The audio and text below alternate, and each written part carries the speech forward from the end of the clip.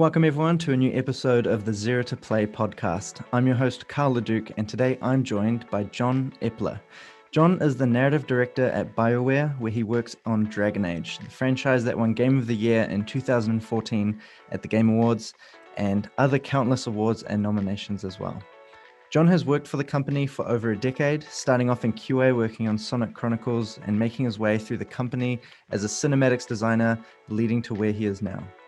Today, we're going to talk about narrative games and how they fit inside an industry leaning towards games as a service, his experience being at a AAA studio for almost 14 years, and advice he has for aspiring developers wanting to create memorable, impactful, and transformative moments in their games. So sit back, relax, and enjoy episode 9 of season 2 of the Zero to Play podcast.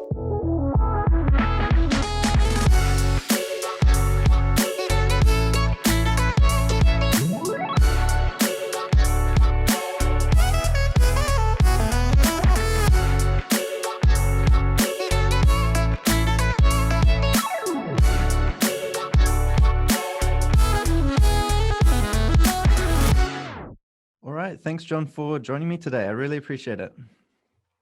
Yeah, no problem. I was happy to come do that. Awesome. So I want to jump straight in with a question just to get the kind of pace of the show going.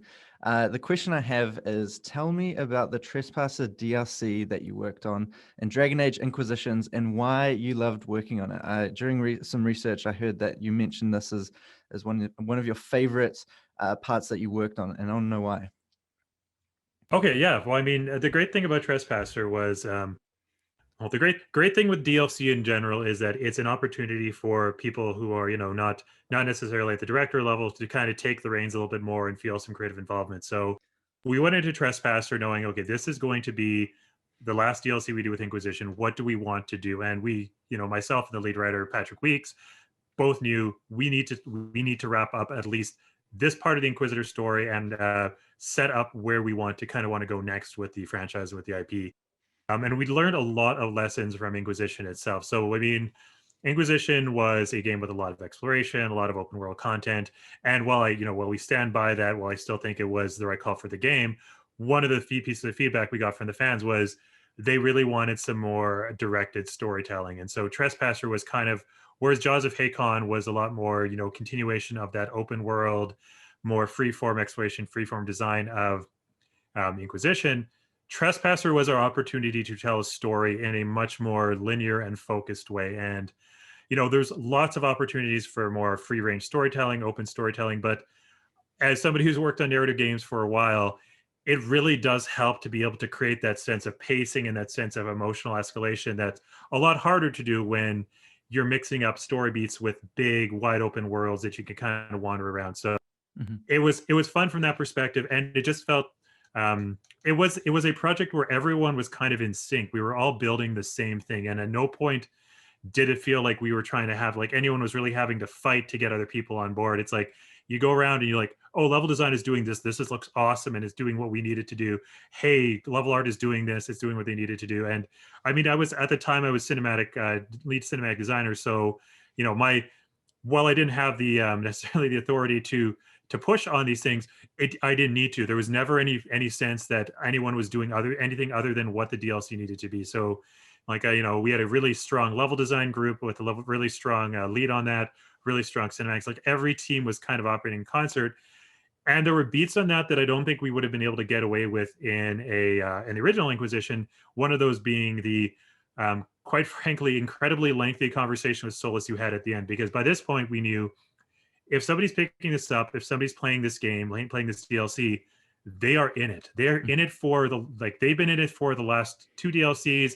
They played through the entire game. They want something incredibly story focused. And we were able to really dive deep into that, some of the deep lore, some of the narrative. And it's funny because this is one of the only conversations I've ever worked on, which due to limitations of the engine, we actually had to break into 2 separate conversation files because it was so just absolutely massive. And we also got opportunities to do some fun little callbacks. Like one of my favorite ones was something our lead writer suggested, which was, hey, what if, or actually one of our other writers who, you know, doesn't love Solus as much maybe as some other people did, is like, what if I spend the entire game telling Solus I didn't want to hear anything that he said? Like, what if I didn't care about all his long-winded explanations? So we actually added an option where if you never chose an investigate, you never chose a dialogue option that implied you want to hear him, you know, blather on, there was one dialogue option you could pick that was basically, Solus, when have I ever wanted to hear any of the bullshit you have to say? And then it just kind of wrapped up the conversation super quickly, and Solus looked really exasperated. And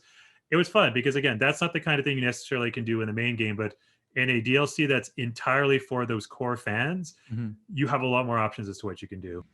That's awesome. I actually love that you're so kind of deep and invested in kind of narrative that you're thinking of the separation between a main game and a DRC. And a lot of the conversations that I've had is comparing, you know, gaming as a whole with like film, for example, when it comes to narrative. And I love that you're going even deeper into it and finding, you know, ways to tweak how narrative is delivered to the player within, you know, a game franchise.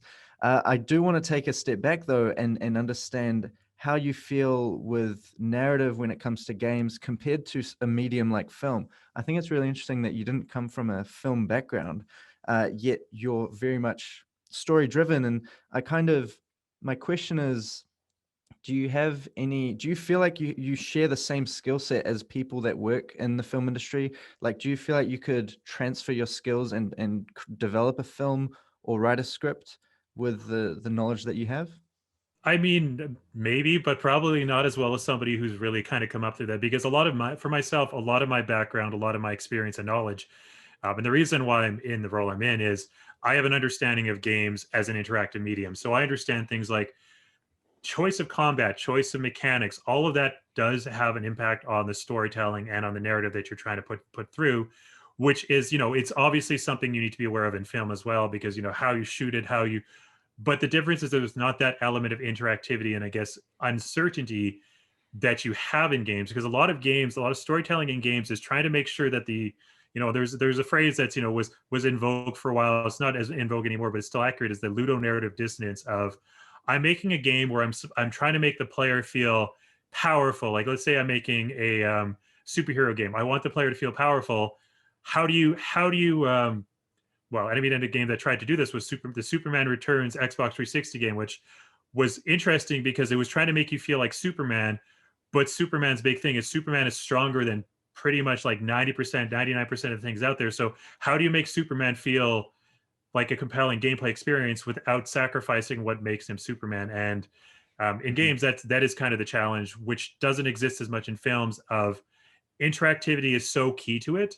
I'll actually use John Wick. John Wick is a great example of a movie where you can make John Wick suffer setbacks and still make John Wick feel like a complete badass, because 90% of the time John Wick is making its way through, you know, 40 different goons without really running into too many roadblocks, so that when he does run into a roadblock, it's like, okay, I get it, this is challenging. It's a lot harder to put the player in a situation that they're going to lose, because as soon as you take away that autonomy, you are taking away you're taking away some of that interactivity as well. So, you know, John Wick can get ambushed, can get hit by a car, and, you know, taken into the church, wrapped and put it with plastic over his head. And as a viewer, you're like, okay, this is John Wick in a setback, but he's totally going to break out of it and find some way to make this badass.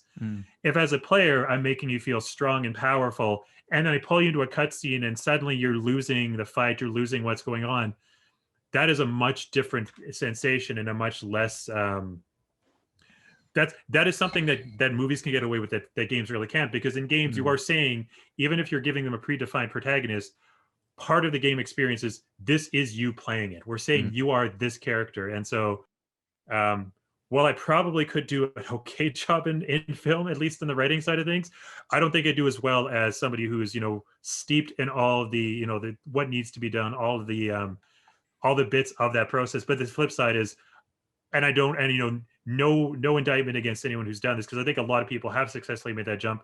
It's a hard jump to make from the other way as well, because when you go from writing films and writing, you know, traditional linear media into games, you now have an entire different axis to consider, which is that the player experience.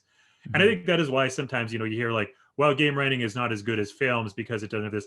And in some cases, that's just going to be a limitation of the fact that we're an interactive medium, and we can't dictate things quite as aggressively as you can in a film. Like we can't say the player is going to be looking at this, the player is going to be doing this, unless we put you in Mm. cutscene mode. And at which point we are basically acknowledging that yes, this is a non-interactive piece of the game. Hmm. Yeah, that's really, really interesting. I'm curious. So, how do you manage multiple paths, like multiple endings? This is like another big discussion as to how interactive does interactive media become? Like trying to create a narrative with 7 different epic endings, or does it all come back to the same one, and how that changes the player's experience and feeling like they're actually changing the story? Do you have a kind of uh, a pillar that you feel is the right way for interactive games to be narrated, in terms of the end? Yeah, I think this is where we get into, there's it's about understanding your audience. And I'd say this, like, what are they actually meaning when they say they want choice? And I think in a lot of cases we conflate that as, oh, they want to make a big decision that changes the world. But in a lot of cases what players want is the game to react to what they're doing, react to the choices they're making in a way that feels organic and natural. And there's a phrase, and I think this is something that CD Projekt Red did really well, and also the Telltale games did really well, of making it clear when the game is actually going to pay attention to what you said or did, so that when you see it later, you're like, oh right, yeah, I made that choice, and the game said it was going to remember it, and it remembered it. This is cool. And it doesn't always mean completely changing the course of events, which is especially true, I think. And talking, if I don't know if you've talked to any of the Telltale writers, but I think they'll say, like, as they got on through the games, they realized that the better way to address choice, and like something we've done too, is if we make the game have 3 endings, 4 endings, 5 endings, however many endings, like Origins had a absolute massive amount of ways that it could turn out. How do you pay that off if you want to do a sequel? And there's basically 2 choices. One of which is you make an incredibly short game with, like, because you have to account for these very different branches, or you collapse them and you say, sorry, this is what we're going with. And I don't think either of those are necessarily satisfying. So I think, for me, it's about making the players feel like their time has been respected, and like the choices they've made have been respected. And I think more than anything else, that is the key. That comes down to understanding your fan base and what it is that they're looking for, what it is they're asking for, because there is that desire for choice, reactivity, for consequences. And it's something that at Bioware we're especially sensitive to, because that's always been a big pillar of the games we make. And Mhm. it's just about understanding what that actually means from a practical standpoint, and how you execute on that in a way that makes your fans feel satisfied, while still not writing yourself an impossible check to cash. Because it's obviously, you can react to anything, but if you have a game that ends in 3 separate ways, like I said, you have to go with one of those 2 options, and neither of them are going to be intensely satisfying to the player. Mhm. um, Something I've been, it's a phrase I've been using a little bit, is what I'm describing as the half-life of quantum, which is like, quantum is what we say when, like, it could be one of 6 different things. Mhm. But the half-life of that is how long before you actually resolve that down to a single point. Like, provide the player with that reactivity, but collapse those into a way that you can proceed forward without feeling like, okay, now I've got to.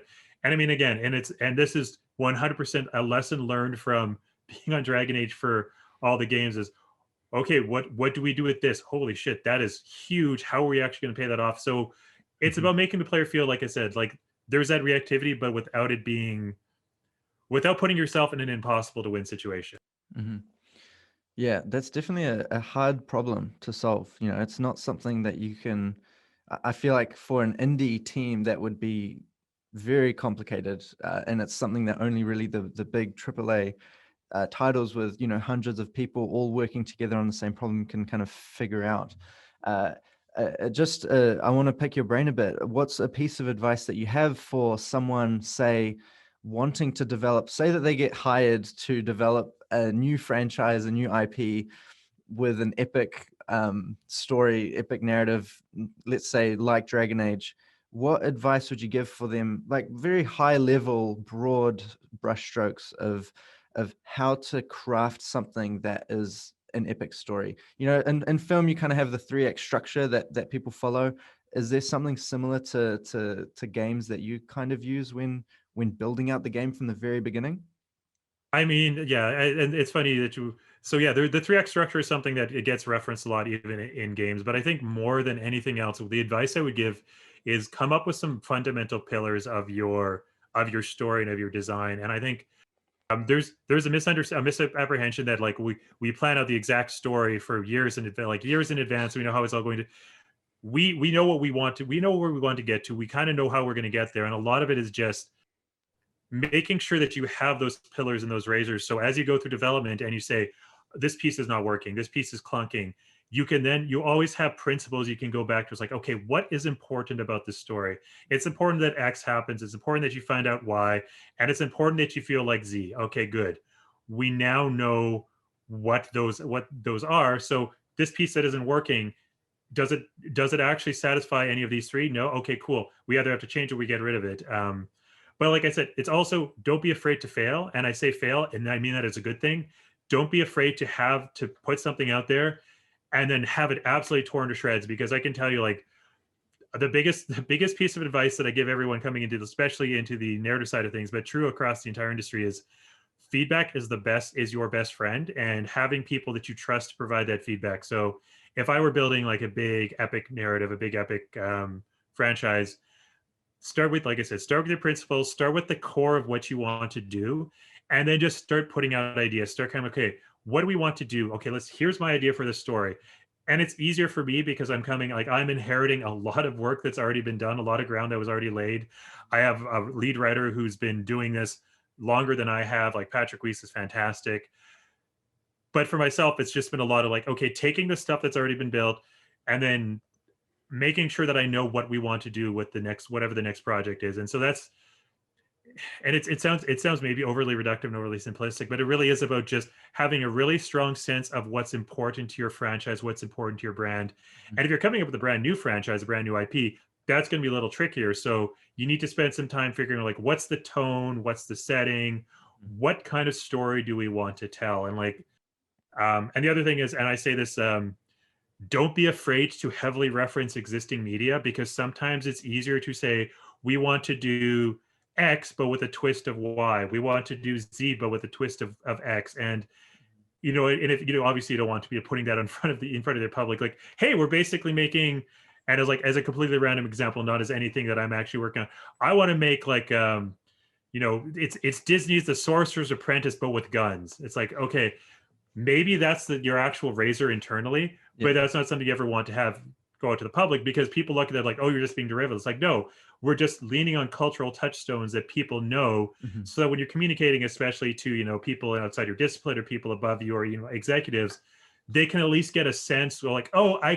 kind of get what you're doing. Okay, that makes sense. Versus, okay, let me first of all explain the history of the world of blah blah blah. Like, my experience with executives is that they don't have time for that, and justifiably so. They will probably start tuning out pretty quickly. But if I tell them we're doing X but with Y and Mhm. Z, like, oh, okay, cool, we get that.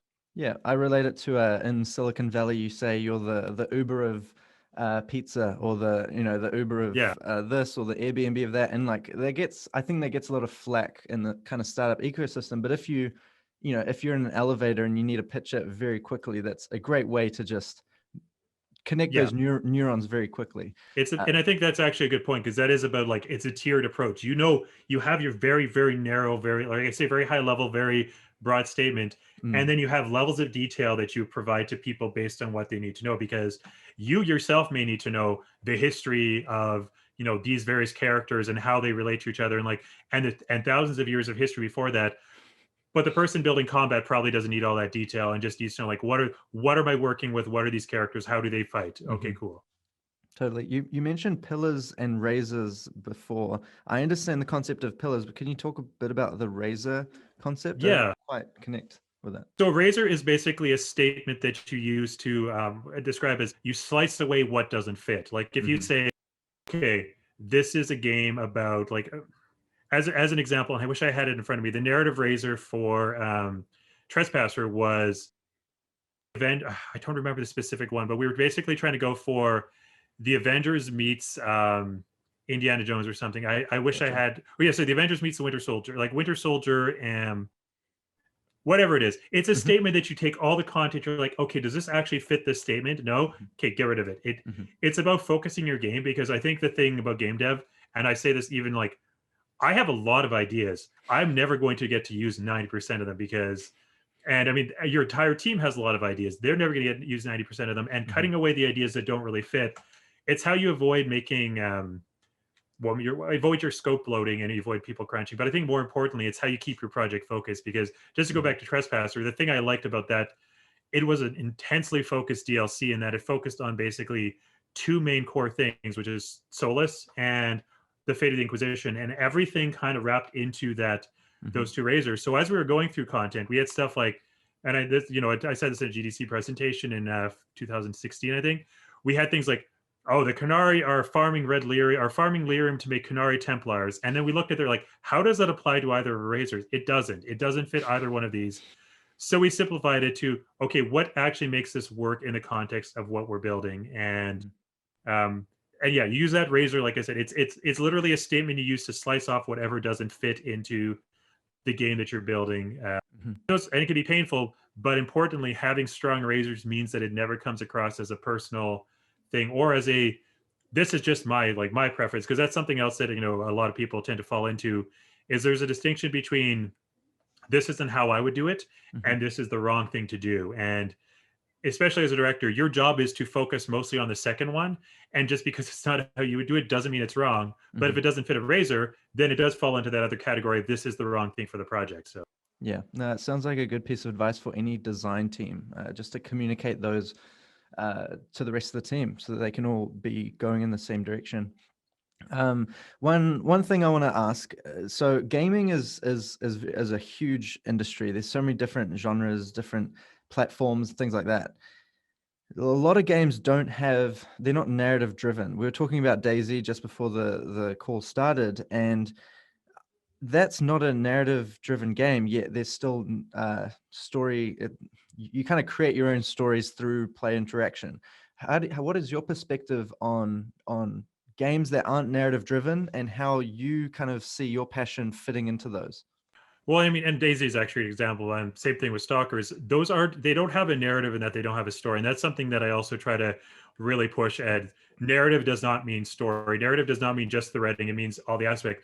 But the narrative Daisy and the narrative, and to less a different degree, the narrative Stalker is you are a survivor surviving against a harsh world. And all the mechanics of Daisy play into that. Like it's got a thirst meter, it's got a hunger meter, you can get infections, which all contributes to you really feeling like you're part of this harsh, unforgiving world. So every mechanic ties into that. And I say that's why I say narrative as opposed to story. That narrative of I am alone out here, it's dangerous, and there are people out here who want to kill me. Mhm. So every mechanic kind of ties into that survival feeling, that feeling of an oppressive atmosphere of of fear and stress and anxiety. And that's why, in DayZ, and especially, in in the standalone, but even in the mod, when you finally build a base, when you finally get a lock on a door and you can like put some stuff away, that is a narrative experience because you've now changed it from I'm not scraping by trying to survive, trying to just, it's like, okay, now my personal objectives have changed from I need to find somewhere to hole up and survive to I need to start building this place out. I need to start getting supplies. As an example, when I play with my friends, the first couple of days are all about like find some nails, find a hammer, find this. And then once we have that base, our Mhm. narrative shifts to we now have a home. We now have a place that we feel safe and comfortable in. Now we got to go get some more guns. We got to get some more food. Stalker was the same way. Stalker had more of a story, but the narrative of Stalker was also that unforgiving world. And something both Stalker and DayZ have in common is two of my least favorite mechanics in every other game on Earth are weight limits and weapon degradation. But in both of those games, I can't imagine either game working without them. Like I cannot imagine, you know, Stalker working without the weight limit of me having to choose very carefully what supplies to bring out. What do I think is going to be important? What do I think I'm going to face? And like, okay, do I bring a shotgun? Do I bring a rifle? Do I bring a sniper rifle? Mhm. And same thing with DayZ, where you have your stamina meter and all that. Like, okay, what is actually important to me as a character right now? I need a weapon. I'm going to the Northwest Airfield, so I probably need a weapon that's going to be long range, but I also maybe want a short range weapon. So when I take a shotgun, okay, now I'm almost overweight. How do I? And that to me is the narrative, and I don't think it's considered narrative in the same way as like there's not a person with a writing background, but to me, that's where you get into the games are a different medium, and that whole experience, me playing that game, I'm making my own narrative in my head, and that's the emotional content that game is associated with. Like I can, when I see Daisy, when I play Daisy, there's a very specific set of emotions that I always associate with that game, and that comes through because the mechanics are so tied into that core experience. Like Daisy would be, and this is where Daisy got interesting, is where they had the mod scene. You had these like 400 weapons, 500 cars, 1,000, 1,000 gold on launch. And while I know a lot of people love those, and I don't begrudge them that, that never felt like the same narrative experience to me, because now I no longer have that fear of, Mm. okay, the moment you find a gun is an exciting moment because you can finally protect yourself. Because in those mods, you're like, oh, cool, every building has literally 16 different machine guns, and it becomes a different game at that point. So Yeah. Yeah, no, it's there's this amazing video on YouTube that talks about how Daisy forked off into the battle royale genre, and it split up into the survival genre, and it's crazy how all these different, and those are huge portions of the gaming industry now, and just seeing how they have evolved, and the different people that have those different emotions associated to that game, how that's led to a trend of that little pocket of the industry. Talking about games as a service, that's definitely something that is talked about a lot in gaming in terms of the most successful games. I think with Dragon Age, putting DLCs out is kind of maybe that same influence, but games that are launched and then iterated on and updated and pushed with content every month, games like Fortnite, like Riot Games and League of Legends and Valorant, etc.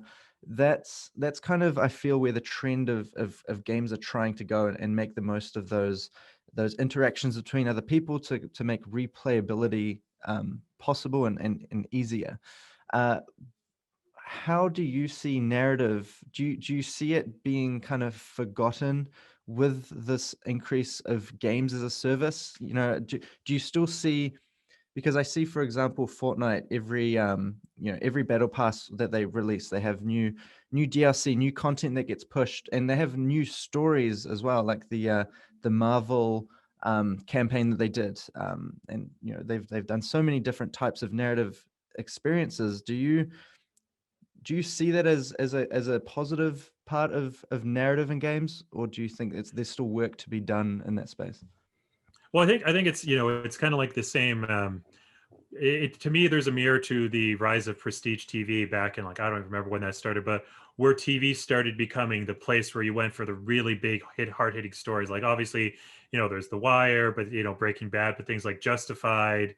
Hmm. Um, it's not. I think the place where we start to see some confusion is a lot of people have seen like it's one or the other, but I think it's just, to me, it's another option for telling stories that by their nature have to be different. I think that's where you need to be, again, very cognizant of what you're building and the genre you're building in, because a story that works for a more traditional box product is not necessarily the kind of story that would work for a games as a service product. And that's where you get into um, and even TV, to just go back to that example, something that's an 8 episode season, like a prestige series that's got 8 episodes, like Netflix.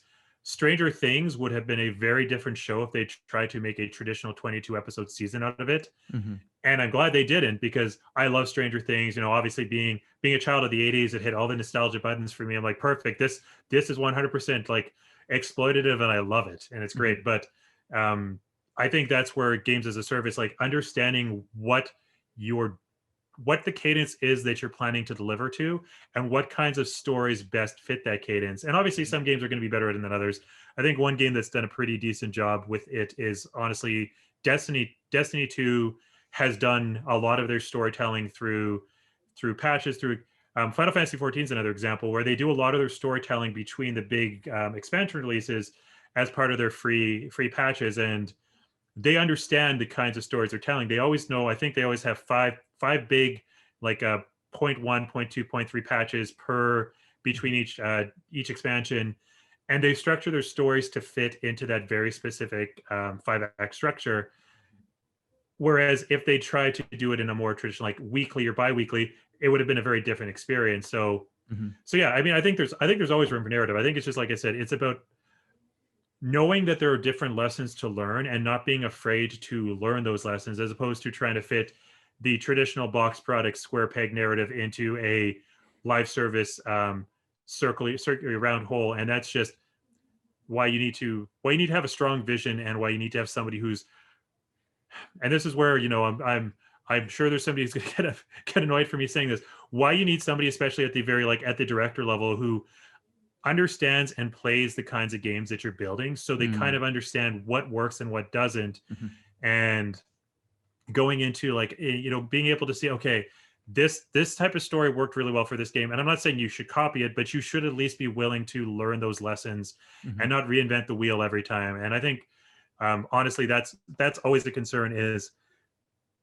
we've been making games for, like, what, 40 years now, I don't, a long time. And more traditionally, the kinds of games we're making for the last, like, 20, there's lots of lessons to learn. We should be trying to learn from them and not trying to, like, change everything every single time. Totally. Just to tie that up, I think Halo Infinite's going to be an interesting place to look at, because that's going into more of a one title game. I'm going to be interested to see how they release their story, their narrative chunks, if it's in like chapters, if it's all at once or through DLC, however it might be. I think that will be interesting to see, just because of their successful past over the last decade and a half, and how they're going to let the industry change, see the lessons that games like Destiny 2 have done, and Dragon Age, and seeing how that's going to affect them and what they're going to do differently as well. What's interesting is gaming, I do see as very young still, in the sense that with feature films, you when you go to the movies, you kind of expect a movie to be an hour and a half, 2 hours long. Maybe if it's like Lord of the Rings, 3 hours long. But and TV shows, maybe a Netflix show, you expect around 10 episodes, around an hour long. Commercials, you expect like a 30-second commercial. There's kind of a standardization with these types of content. And my question is, with games, I feel like it varies a lot. There's a lot of experimentation happening. And just from your perspective and your kind of neck of the woods, do you see a sweet spot in terms of the length of a narrative and how long you try and build a game to be? Is there a number that you reference? I'm gonna offer an incredibly unsatisfying answer, which is, I think in a lot of cases there's, how long your game should be, and I think that's the hardest part, is sticking to that, because I think there's a lot of pressure. I'm going to use the longest game I've ever finished. And I say the longest game is it literally is almost impossible to finish it any shorter. It was Persona 5, and oh my god, I played that twice, and I still cannot believe that, looking back, I've spent 210 hours of my life on various iterations of Persona 5. But that game, it definitely felt bloated in a few places, but never excessively so, and it felt like it was a pretty close to the appropriate length for the story and kind of the burn of the narrative. Where I do see there being there is always, a worry that, fans are going to see a number and be like, oh, that's not big enough, or that's not long enough. I do think that there is sometimes a lack of confidence in what you're building, and a desire to say, no, we need to make it shorter or longer or whatever. But I think at the core, the people building the games know how long it's going to take to tell the story that they want to tell. And Mhm. I say this specifically for narrative. It's obviously different for more gameplay focused games, but even stuff like progression, like, how long you want your progression to take, how you want people to be engaged. And it's just, I think to some degree, it's just about being confident in that. And I think for myself, I will always take a short but well executed game over a long game that feels like it has a lot of padding. And one of my favorite games of all time was Alpha Protocol, and that game was like, you could go through it in, I think, 5 hours from beginning to end. Mhm. Obviously, they had a ton of variability. Like, you could literally make that game play out, I think it was like 20, 30 different ways. Mhm. On the flip side of that, I really like Fallout New Vegas, also Obsidian, but also that was a longer game, but it felt like it was the appropriate length. It didn't feel like it had a lot of padding. And I think that's just really about identifying the kind of game you're building, because open world games are always going to be bigger and longer than more linear games.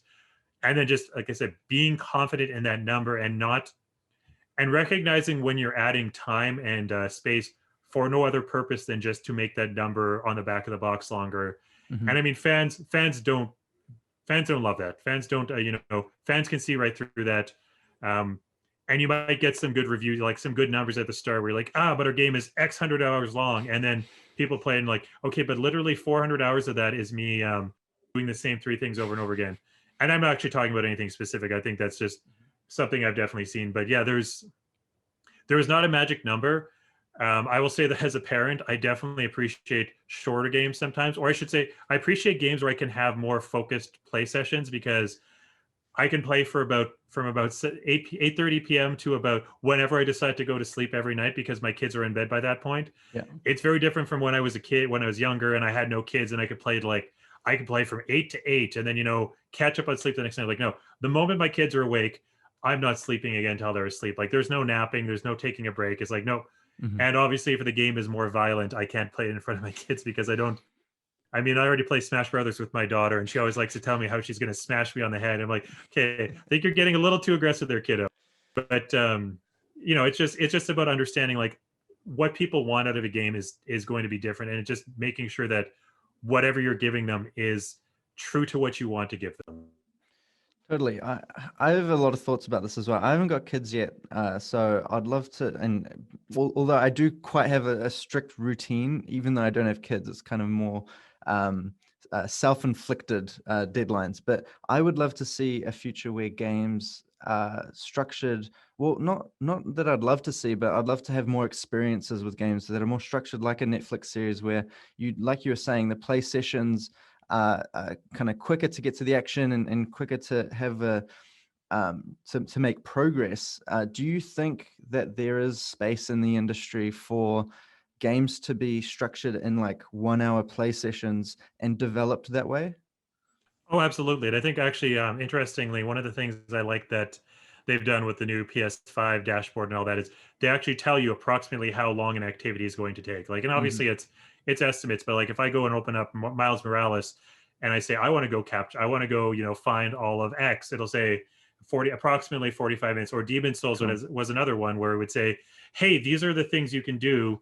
It's about an hour to get to the next breakpoint. And I'm like, cool. I know that if I play for an hour or that I have an hour, I can do this thing versus, even if it's ultimately this, like you can still shut down the game and save it, there's still something satisfying about coming to that natural break point where like, okay, in Demons, as an example, in Demon Souls, I've come to the boss. This was a 1 hour play session. And I think building games to account for that is definitely something that I think is feasible. And I think especially as, some of the industry gets, a little bit older and less. And I mean, even without kids, I'm going to be like, my ability to stay up to like 4 a.m. is non-existent. Like 36, I'm not ancient by any stretch, but I'm definitely getting to the point where like, no, I needed my good night's sleep. And my ability to stay up till I was up playing Hunt till like 3 a.m. a few weekends ago, and I felt it for the rest of the week. Like it was just brutal. And that's one time out of many, many weeks. So yeah, I think so. And I would love to see it myself too. Cool. That's awesome to hear from, your level. That's cool. Talking about Bioware and being with the company for almost 14 years, which is incredible. The average person staying at a games company, I think, is around 5 years. So I think you being with the Bioware family for so long says a lot about the company and the structure and just the work that you guys are doing. What was it like working at Bioware through the EA acquisition? Is there anything you can So share on that? funny enough, I actually can't because I literally joined right after, like I joined the company right after the acquisition happened. So Gotcha. I my first my first day was the Mass Effect 1 launch party, which we rented out the Science Center here, and it's like every day since then, it's like, are we renting out? Can I go play with the fake Mars rover? No, well then this is not nearly as exciting.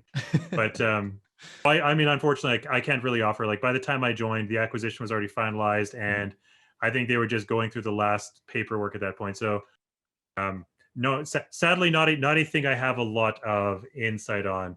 Cool. No, that's all good. Another question I have is, so were you working with on Dragon Age when it won Game of the Year in 2014? Yeah, I was on Inquisition. I did cinematic design on Inquisition, so I wasn't in a leadership position. But I mean, I was on the project, and it was How it was was it? really nice, great. It felt awesome. I mean, every time you'd finish a project, there's always the version of the game you hope are the fans and you hope the press and the public sees, and the version of the game that deep in your heart of hearts you're afraid they're going to see, because at a certain point in a project, this is true of literally every game I worked on, Mass Effect 2, everything all you see are the bad parts, and you're like, oh, fuck, I wish we could have done that differently. Oh, I wish we could have done that differently. Why did we do this way? So it was really nice to see that like amount of hard work that had gone into that game rewarded by that, by the press, by the fans. And the first 2 minutes, there were definitely parts of Dragon Age Inquisition that didn't land, that we wish we could have done differently. But it was a project that felt like we were all pulling in the same direction. And then when we started getting that positive feedback, there was definitely a sense of relief. And especially because a lot of us had been on DA2, and while we were hugely proud of that project, obviously didn't get the reception that we necessarily wanted at that time. But getting to see that positive press come out was just, it's a great feeling when you see that, like when you start seeing the Game of the Year awards come in, and we're keeping a running tally of, okay, this is really looking like we did something special here. And yeah, I'm proud of every project I've worked on, but Inquisition is definitely one I'm especially proud of. That's cool. And I appreciate you sharing that, because I think there's a lot of people working in projects around the world. Right now, we're working on Icarus, which is launching this year. And I think it's important to talk about how even the successful projects, no project feels perfect. Especially with games, I feel more so than other mediums like film or music. I don't know, something about games is just, it's such a complex piece of art to try and put together, and you're working with so many different people with so many different skill sets and different departments, and it seems almost impossible that games can be created in the first place. And yeah, that's cool that you have the same feelings. There's a Twitter meme going on right now, which talking about game development. Like the first 10% is, wow, it's so much fun to make games. I love making games, and the last 90% is, how the hell does anyone make a game? Oh my god, how do we do this? Yeah. I mean, that's been true like literally every time. It's like, oh, this is exciting, and it could be anything. And then you get to the part where you're actually building the game. You're like, oh my god, what were we thinking? How did we think this would ever work? And then you get back into the peak of, oh wow, this is starting to look really good. This is starting to look like something great. And then back into the valley of, oh my god, how were we ever going to do this? And I think, like you said, it's such a complicated thing. And I think where the extra stress comes from is you don't know every other. There's so many pieces to a game. Even at my level, I don't know. I just assume, like, I know art works hard and art builds things. I have zero understanding of how that all works. So I'm like, I just assume at some point art's going to show up, and it does, and it's great. But for me, there's that level of stress of like not, and it's not about, it's about avoiding that urge to micromanage, because you want to take control of those things, but you shouldn't. So you're kind of just like sitting there really, really hoping that everything turns out, and everyone's feeling the same way about you. Everyone's like, I sure hope narrative delivers what they're supposed to deliver, because oh my god. And so everyone's kind of panicking. Everyone's kind of like, and part of the advantage to being at a company for as long as I have is I've worked with a lot of the other people responsible for these things before. So while there is that anxiety of like, is this, I'm really hoping that this works out. I know it's going to, because I know that like everyone who's doing these roles, like our animation director, audio director, like level, all those other people on the project know what they're doing, and they know their shit better than I could ever hope to. So I'm just kind of standing here like, hey, y'all, this is what we need.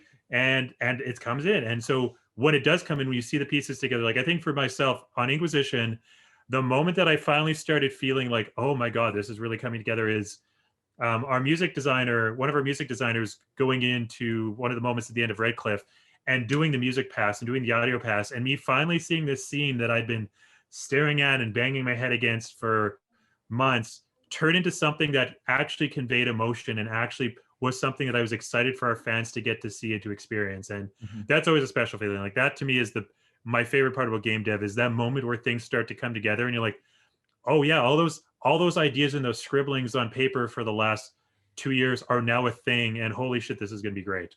Totally. I think there's something, audio and music are definitely underrated. I think when you talk about lifting the experience of immersion and being in the game. Oh yeah, the moment music comes in is just like always, it's always incredible. Like every other discipline as well. Like when the first time you see actual art instead of the placeholder models you've been using, the first time you see actual cinematics, and then the moment that the music comes in, it all ties together, and you're like, oh shit, this is what it's going to be like and feel like, and it starts to feel final and like a real thing. And I think, yeah, they are definitely underrated, and they definitely work their butts off, because at least with cinematics, like I was on cinematics for many years. Cinematics was one of the last things to come in, which meant that audio was always waiting for us to come in, and then they did their stuff. And like they always did a amazing job with very little time and a ton of stress. So yeah, I will never not praise our audio designers and our music designers.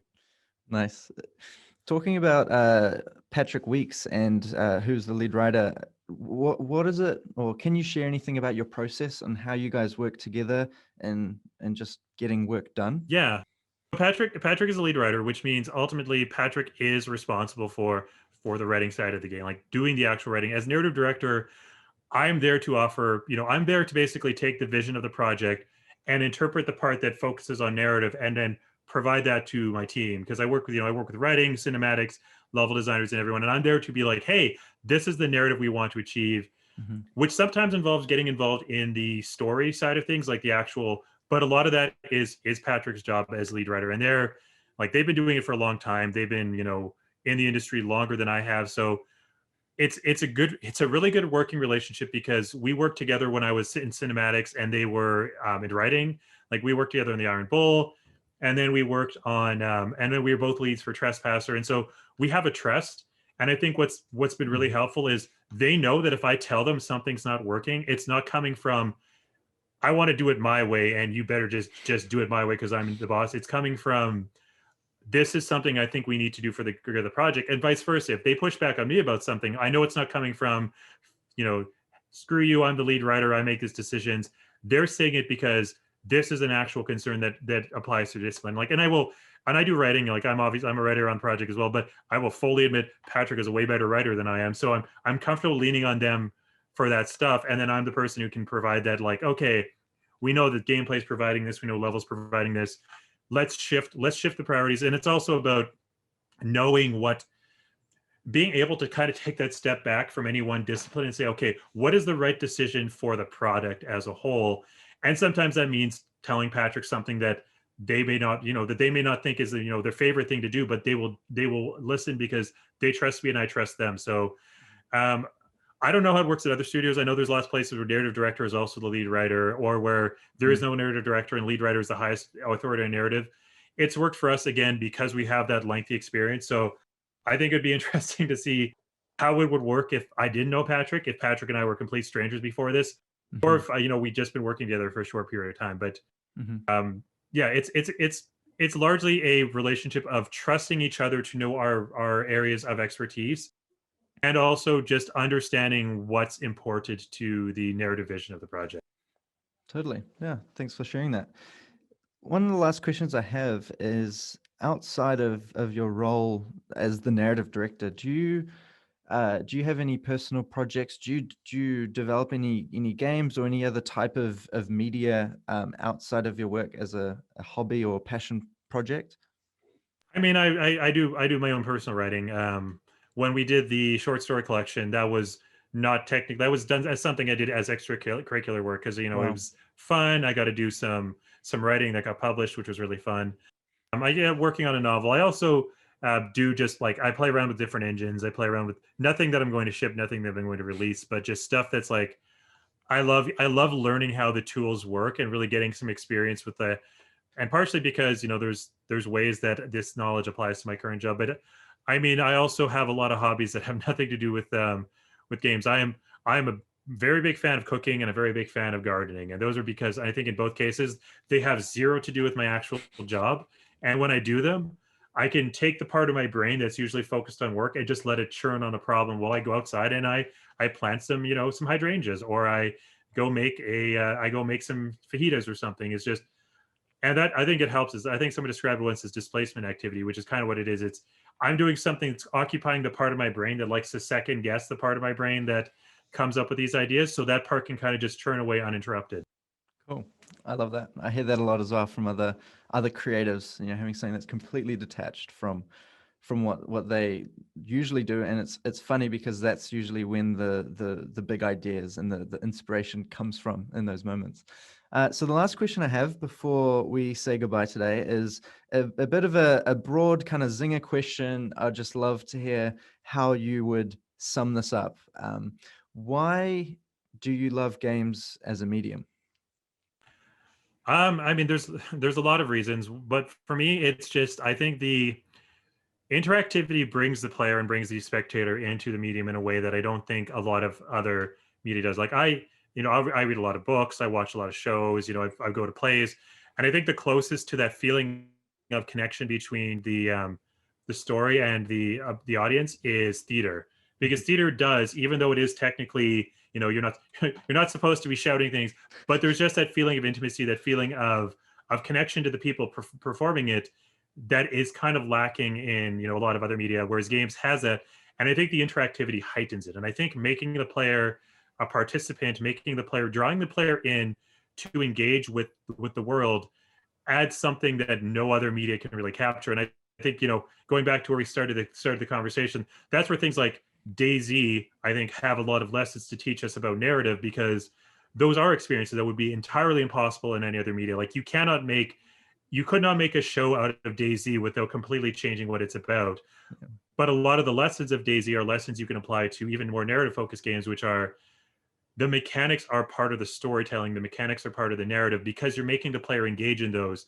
So you can really prime the player, prime the audience to feel or respond a certain way by the mechanics you surround that narrative content with, which is, cutscenes are great. Cutscenes are a great tool for providing storytelling. But even more than that is, I think, the interactivity element, which, again, no other medium really has. And the closest is, like I said, it's theater, and it's that feeling of that kind of connection. Whereas the medium of games makes you implicit, makes you part of, I say complicit, it makes you part of the storytelling in a way that I think is incredibly powerful. Like for myself, the first time I really felt that, was playing the original Ultima 7 back in the day, and like the mechanics were part of the story was telling, and that to me made that feel so much stronger. And that can elevate even a pretty, average story to something special, because I'm part of it. I'm now part of this experience, and I'm feeling it in a way that other media may not necessarily allow for. Really beautifully said. Thank you, John. If anyone's interested in following John, you can follow him on Twitter at EplerJC. That's EPLERJC. And yeah, I appreciate your time, your expertise, and sharing your insights. It's been an honor, and thank you so much. And I hope you have a great rest of your day over in Likewise, and the States. thanks for having me on. Oh, and you're in Canada, right? It's I'm in Canada. Yeah. It's all Awesome. it's coming at 3 p.m. now. So yeah, we're still in the afternoon, which is good. Awesome. Worked Great. out Well, yeah. perfectly. All right. Thanks a lot, and all the best. Thank you. All right. Have a good day. Bye. See ya.